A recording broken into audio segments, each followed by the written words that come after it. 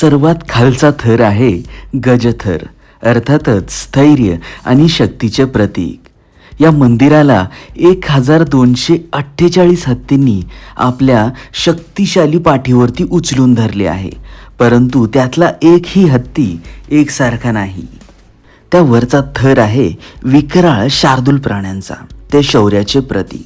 त्याच्या वरचा थर आणि होयसळांचे प्रबल अश्वदल सामर्थ्य दाखवणारा थर.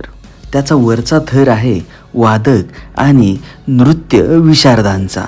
ह्या थरावर काही ठिकाणी पुराणातील प्रसंग देखील आहेत.